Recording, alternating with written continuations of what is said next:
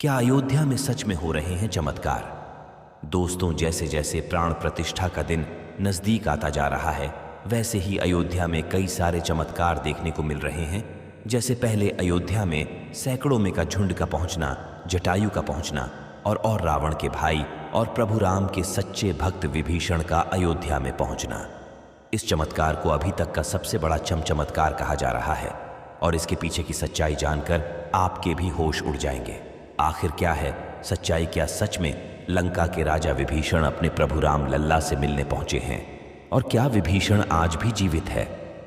ऐसे कई रहस्यों से पर्दा उठाने वाले हैं आज की इसी वीडियो में। लेकिन आगे बढ़ने से पहले अगर आप एक सच्चे सनातनी हैं और श्री राम को अपना भगवान मानते हैं तो इस वीडियो को लाइक करके कमेंट बॉक्स में जय श्री राम जरूर लिखें। दोस्तों, अयोध्या के राम मंदिर में प्रभु श्री राम के प्राण प्रतिष्ठा की तैयारी जोर शोरों से चल रही है। 22 जनवरी को राम लल्ला को गर्भगृह में स्थापित किया जाएगा। सभी राम भक्तों को इस दिन का लंबे समय से इंतजार था, लेकिन जिसका इंतजार हम लोग वर्षों से करते आए हैं, अब उसका समय आ चुका है। हम काफी दिनों से इंतजार कर रहे थे राम मंदिर के बनने का, और राम मंदिर का निर्माण कार्य पूरा हो चुका है। राम लल्ला की प्राण प्रतिष्ठा के लिए अयोध्या की नगरी में राम मंदिर को बेहद खूबसूरत तरीके से सजाया जा रहा है। अयोध्या में 22 जनवरी से लेकर 25 मार्च तक कई खास कार्यक्रमों का आयोजन किया जाएगा। इस बीच मंदिर के गर्भगृह के निर्माण का काम 24 घंटे चल रहा है। आपको बता दें कि यह दिन हम सभी भारतवासियों के लिए बहुत ही खास दिन होने वाला है, क्योंकि मूर्ति की प्राण प्रतिष्ठा के बिना भगवान का पूजन अधूरा माना जाता है। लेकिन इन्हीं बीच जब इसकी तैयारियां जोरों शोरों से चल रही हैं और तभी कुछ ऐसे चमत्कार हो रहे हैं जो आज से पहले कभी भी नहीं हुए हैं। आगे वीडियो में जानेंगे कि आखिर विभीषण राम मंदिर में प्रकट कैसे हुए। लेकिन उससे पहले इतने बड़े चमत्कार के लिए आप लोग कमेंट बॉक्स में जय श्री राम लिखकर प्रभु को याद जरूर कर लीजिए, क्योंकि भगवान को सिर्फ याद करने से ही सारे दुख दूर हो जाते हैं। दोस्तों, सनातन धर्म में किसी भी मूर्ति की प्राण प्रतिष्ठा बहुत महत्वपूर्ण मानी जाती है और प्राण प्रतिष्ठा का कार्यक्रम मूर्ति स्थापना के समय ही किया जाता है। दोस्तों, यह एक ऐसी विधि है जिससे मूर्ति में मंत्रों द्वारा प्राण दिया जाता है। किसी भी मूर्ति की स्थापना के समय उस प्रतिमा रूप को जीवित करने की विधि प्राण प्रतिष्ठा कहलाती है। ऐसे में प्राण प्रतिष्ठा का अर्थ जीवन शक्ति की स्थापना करना या देवता को जीवन में लाना होता है। इतिहास में ऐसा पहली बार हो रहा है कि जब किसी मंदिर के उद्घाटन के लिए देश विदेश की महान हस्तियां पहुंचने वाली हैं। मान्यता है कि प्राण प्रतिष्ठा के जरिए मूर्ति में जीवन शक्ति का संचार होता है और वह मूर्ति देव देवता के रूप में बदल जाती है। यानी कि अब साक्षात प्रभु श्री राम अयोध्या राम मंदिर में निवास करने वाले हैं। और जब स्वयं प्रभु एक बार पुनः अयोध्या आ रहे हैं तो उनके प्रिय मित्र व भक्त विभीषण कैसे पीछे रह सकते हैं। जब राम ने रावण का वध किया था तो उस समय विभीषण का काफी ज्यादा योगदान रहा है, क्योंकि अगर विभीषण का योगदान राम के साथ ना होता तो रावण का वध करना काफी मुश्किल था। आपको बता दें कि जब राम ने रावण का वध किया था तो रावण का पुष्पक विमान लेकर राम, सीता और लक्ष्मण अयोध्या वापस आए थे, और इस समय विभीषण जी प्रभु श्री राम के साथ अयोध्या आए हुए थे। जब विभीषण जी राम के साथ अयोध्या आए हुए थे तो कई दिनों तक अयोध्या में ही उन्होंने वास किया था। एक प्रकार से देखा जाए तो विभीषण श्री राम के भक्त हुआ करते थे। इसके बाद उन्होंने लंका का राज्य सिंहासन संभाला और लंका के राजा बन गए। यानी प्रभु श्री राम की भक्ति उनके लिए बहुत भाग्यशाली साबित हुई है, क्योंकि जो राम की शरण में आ जाता है उसका उद्धार निश्चित है। लेकिन क्या विभीषण आज भी जिंदा है? इसका जवाब आपको आगे की वीडियो देखकर पता चलेगा। हिंदू धर्म की पौराणिक कथाओं के अनुसार माना जाता है कि 8 महान लोग आज भी शरीर जीवित हैं, जिनमें से कुछ रामायण काल के हैं तो कुछ महाभारत काल के और कुछ विभूतियां उससे भी पहले के काल से आज तक जीवित हैं।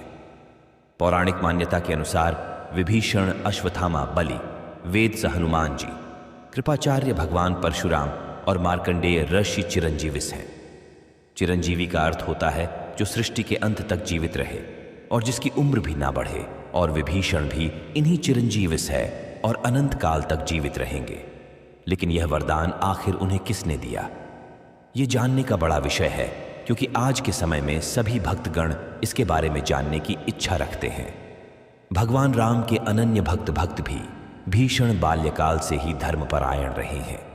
वह अपने बड़े भाई रावण के धर्म विरुद्ध कार्यों का विरोध भी करते थे। विभीषण ने लंका युद्ध में भी धर्म का पालन करते हुए भगवान राम का साथ दिया था, और इसीलिए प्रभु श्री राम ने उन्हें सृष्टि के अंत तक अजर अमर रहने का वरदान दिया। जब कलयुग का अंत होगा, उस समय भगवान विष्णु एक बार फिर से अवतार लेंगे, जिसका नाम कल्कि होगा। तब ये 8 चिरंजीवी भगवान कल्कि का साथ देंगे और फिर से सतयुग की स्थापना करेंगे। इसका मतलब यही निकलता है कि विभीषण आज भी जीवित है। लेकिन आखिर प्राण प्रतिष्ठा से पहले उन्हें राम मंदिर में कब और कैसे देखा गया? आगे वीडियो में जो घटना हम आपको बताने वाले हैं, उसे सुनकर आपके होश उड़ जाएंगे। यह घटना है 11 जनवरी, रात्रि 12 o'clock बजे की रोजाना की तरह सभी मजदूर राम मंदिर के गर्भगृह का कार्य करके अपने तंबू में विश्राम कर रहे थे। तभी मजदूरों को मंदिर के अंदर से प्रभु श्री राम के नाम जाप की ध्वनि सुनाई दी, और इस समय किसी भी अन्य व्यक्ति को रात्रि के समय राम मंदिर में घुसने की भी अनुमति नहीं है।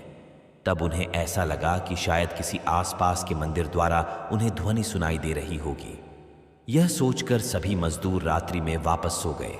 लेकिन मुकेश नाम के एक मजदूर को लगातार यह बात खटक रही थी। उसे वह आवाज राम मंदिर से ही आती प्रतीत हो रही थी। तो उसके मन में जानने की उत्सुकता हुई कि रात के समय राम मंदिर के आसपास राम नाम का जाप कौन कर रहा है। इसलिए उसने अपने साथियों को उठाना चाहा, लेकिन सभी गहरी नींद में थे। तब सुबह अकेले ही राम मंदिर परिसर में पहुंचा। वे काफी महीनों से राम मंदिर के निर्माण कार्य का हिस्सा थे, इसीलिए उन्हें राम मंदिर का एक एक दरवाजा और एक एक कोना अच्छी तरह से मालूम था। जब उसने राम मंदिर के गर्भगृह में झांक कर देखा तो वहां पर एक बहुत ही दिव्य पुरुष था, जिनके अंदर से काफी तेज प्रकट हो रहा था। वे अपने हाथों में माला लिए राम नाम का जाप कर रहे थे। ऐसा लग रहा था मानो वे काफी दिव्य पुरुष हो और किसी पौराणिक समय से आए हो। उनके बैठने का तरीका और उनका अंदाज राजाओं की तरह मालूम पड़ रहा था। मुकेश यह नजारा देखकर हैरान रह गया। इसके बाद मुकेश अपने साथी मजदूरों के पास गया और उन्हें यह सारी सच्चाई बताई, और जब सब मिलकर राम मंदिर के गर्भगृह तक पहुंचे तो सभी के होश उड़ गए, क्योंकि वह दिव्य व्यक्ति वहां से गायब हो चुका था और रात्रि का समय चल रहा था। इसलिए सभी लोग मुकेश बातों को भ्रम समझ रहे थे और कोई भी उसकी बात को मानने को तैयार नहीं था। लेकिन मुकेश जानता था उसने जो देखा है वह बहुत बड़ा चमत्कार है। लेकिन उसके मन में एक ही सवाल था कि रात्रि 12 o'clock बजे राम मंदिर में राम नाम का जाप करते हुए वह दिव्य पुरुष आखिर कौन था, क्योंकि आज के समय में किसी भी पुरुष के अंदर इतना तेज नहीं हो सकता है जितना उस पुरुष के अंदर था।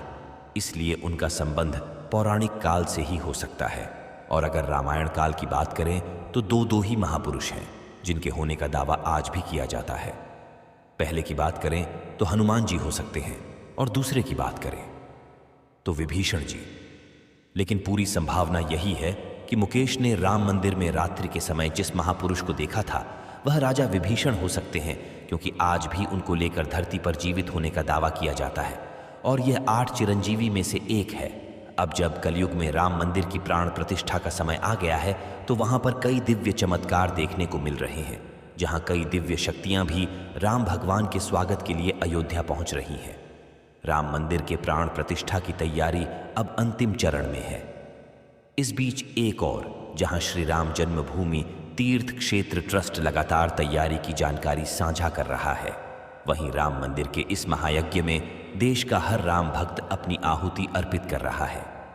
आने वाली 22 तारीख को शुभ मौके पर कई संत महात्मा और जिन भक्तों ने राम मंदिर के लिए संघर्ष किया वह सभी अयोध्या पहुंचेंगे। आपको बता दें कि न केवल 22 जनवरी को बल्कि 12 जनवरी से ही राम भक्तों और मेहमानों का अयोध्या जाने का सिलसिला शुरू हो गया है। रामनगरी में 11,000 से ज्यादा VIP मेहमानों के स्वागत की तैयारी की जा रही है। रामायण के समय में अयोध्या को स्वर्ग कहा जाता था। देवता इसे स्वर्णम नगरी कहते थे, क्योंकि यह नगर चारों तरफ से हर प्रकार की सुविधा से युक्त था। लेकिन जब मुगलों ने भारत पर आक्रमण किया तो पूरे अयोध्या नगर को उजाड़ कर रख दिया। मंदिर के ध्वस्त होने के बाद कई सालों तक यह भूमि वीरान रही और किसी भी हिंदू सनातनी को इस क्षेत्र में आने की अनुमति तक नहीं थी। लेकिन अब फिर प्रभु श्री राम जी की कृपा से राम मंदिर का निर्माण पूरा हो चुका है और इसमें 22 जनवरी को प्राण प्रतिष्ठा कार्यक्रम है और जिसके लिए हम हिंदू हजारों साल से इंतजार कर रहे थे। अब वह घड़ी आ चुकी है और यहाँ तक कि नए नए दिव्य चमत्कार भी देखने को मिल रहे हैं।